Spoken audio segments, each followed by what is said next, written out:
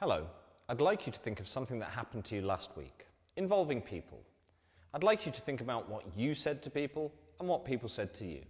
Maybe in this situation you told somebody something and somebody told you something. Also, in this situation, did people ask each other questions? Now I'd like you to think about what you would do if you had to take that information that you had been given and tell it to somebody else. So you'd have to tell somebody else what somebody told to you, or tell somebody else what you had been asked, for example. Now, in English, to do this properly, we use something called indirect speech, but it's also known as reported speech. And this is what we're going to look at now.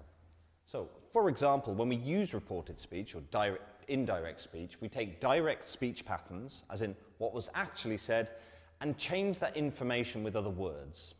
For example, when we use say, we use the subject with said or says, depending on when somebody told you something or how often they say it. So, for example, you would use says if somebody always says the same thing to you. If you're describing something that was said to you in the past, you can use said. You can also use that, although as you can see here, it's optional. You don't always have to use it, followed by the direct or the original structure with what's called backshift. Backshift is a strange idea in English that we take the tenses from the original speech and move them back, which you'll see, it'll become clearer with the examples that we look at. Now, also, we don't always have to use it.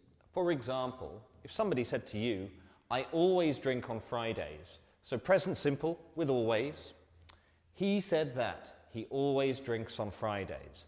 Now, because of the nature of the original sentence, that is to say present simple with always, we actually don't need backshift. The verb stays the same because this is always true from the speaker's point of view. But as you can see here, we've also used said because we're reporting. We're telling somebody else what somebody said to us from the past. In the same way, if we look at this direct sentence, I'm going to see my uncle. So, she said that she was going to see her uncle. So as you can see, the subject changes because we're explaining to somebody who it was that said this to us. We've got the said that pattern. Remember, you don't need to include that if you don't want to. Now, as you can see here, the direct speech has gone back, as in backshift, to past form of going to.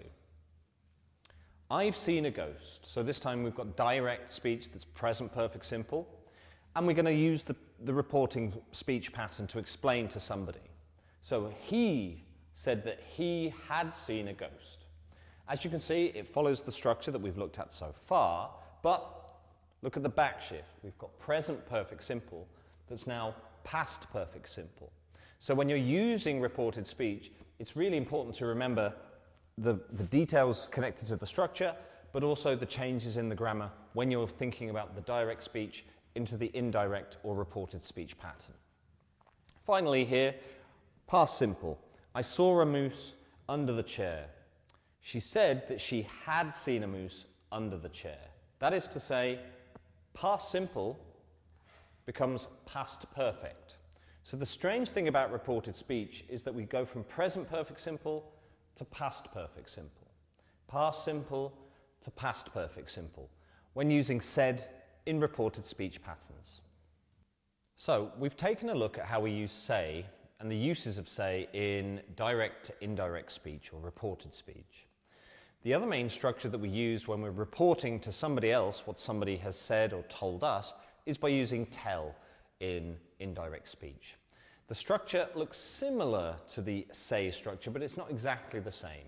So we've got the subject, and again with told and tells, and we can use tells as a present simple form of reported speech if what somebody tells us is always true or regularly happens, but it's more common, to be honest, to use told, as in somebody told me this in the past and now I'm telling you.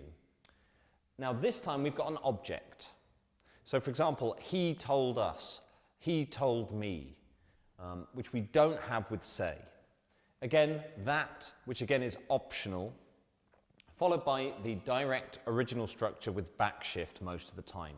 Backshift meaning we change the tenses according to the original speech into reported speech. For example, somebody said to me, I can't swim. Well, I would report that to somebody else.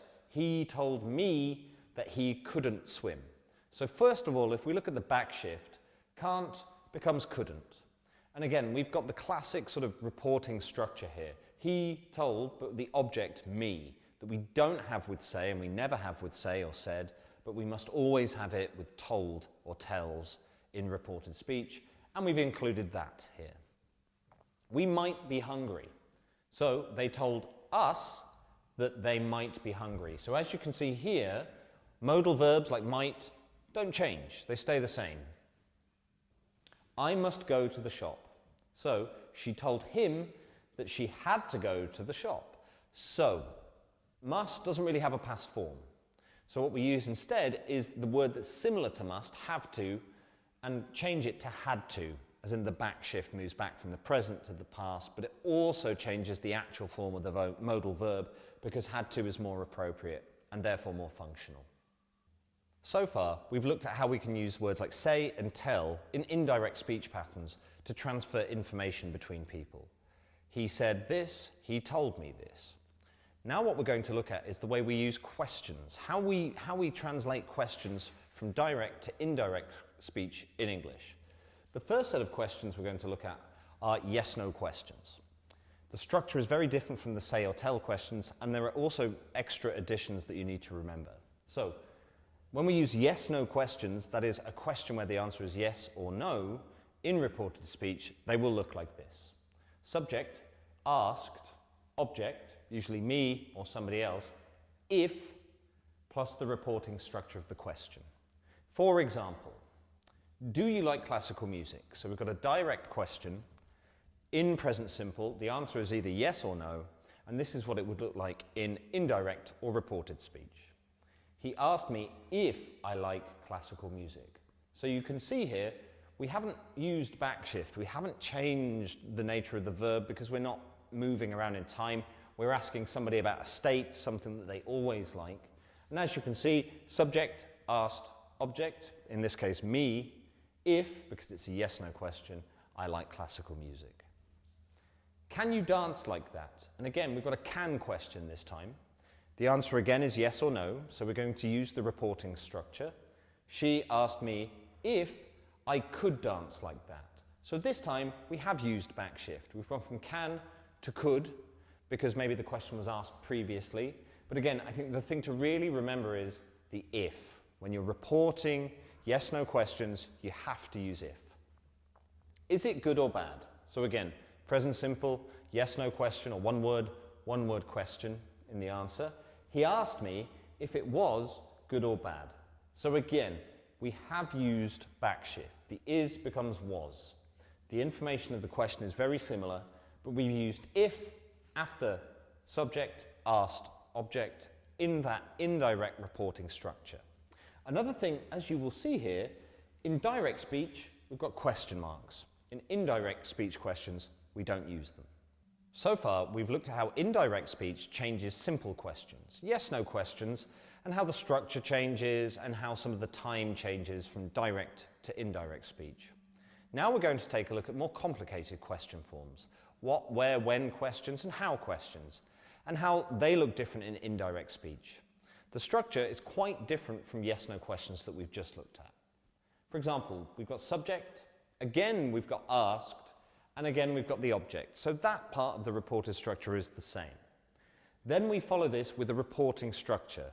The reporting structure can vary, it can be different, and you'll see what I mean when we look at the examples. For example, in direct speech, very simple question, what time is it? Present simple question.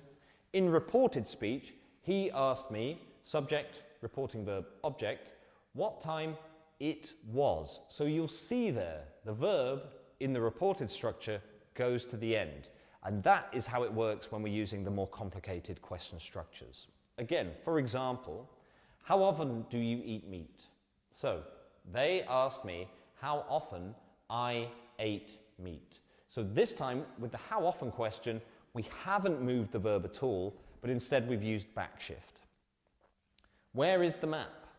She asked me where the map was. So you can see with the what questions, you use the typical reported speech question form, followed by the reported structure itself, but again, the verb goes to the end, which is a bit unusual.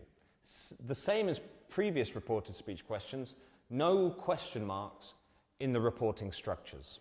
So, in this lesson, we've had a look at direct into indirect speech and how we use say, tell, and the reported speech verb asked to change sentences from direct to indirect speech when we want to tell somebody what somebody else told us or asked us. We've looked at yes-no questions, and we've also looked at more complicated question structures going from direct to indirect speech. Now you can take the exercises which follow this lesson. Good luck.